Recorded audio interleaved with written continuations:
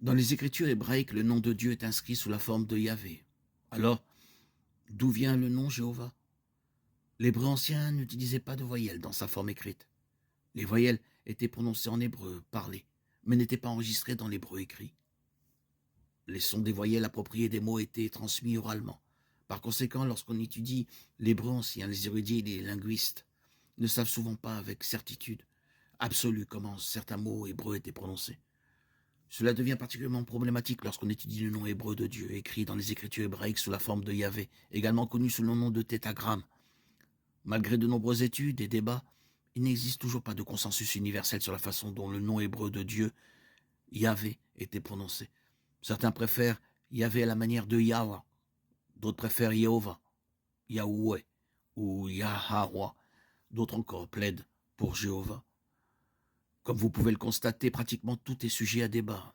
Yahvé doit-il être prononcé avec 3 syllabes ou 2? Les voyelles doivent-elles être empruntées à Elohim ou Adonai? Le wou doit-il être prononcé avec un son wou ou un son v? Le but de cet audio n'est pas de trancher le débat, il a plutôt pour but de discuter de l'utilisation de Jéhovah. La grande majorité des érudits bibliques et des linguistes juifs et chrétiens ne croient pas que Jéhovah soit la prononciation correcte de Yahvé. Il n'y a pas de véritable son J dans l'hébreu ancien. Même la lettre hébraïque Vav, qui est translittérée comme le W de Jéhovah, le Wou, aurait eu à l'origine une prononciation plus proche du Wou que du V de Jéhovah. Jéhovah est essentiellement une prononciation germanique de la translittération latinisée de l'hébreu Yud He Vav He.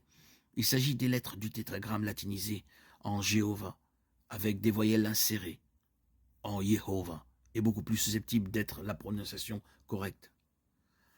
La forme Jéhovah, cependant, est très couramment utilisée. Il est utilisé dans la version King James de la Bible, Genèse 22,14, Exode 6,3.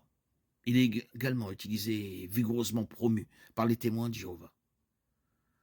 Les témoins de Jéhovah mettent l'accent sur l'utilisation de Jéhovah dans la mesure où tout autre nom ou titre pour Dieu est considéré comme une idolâtrie, limite, ou une hérésie pure et simple.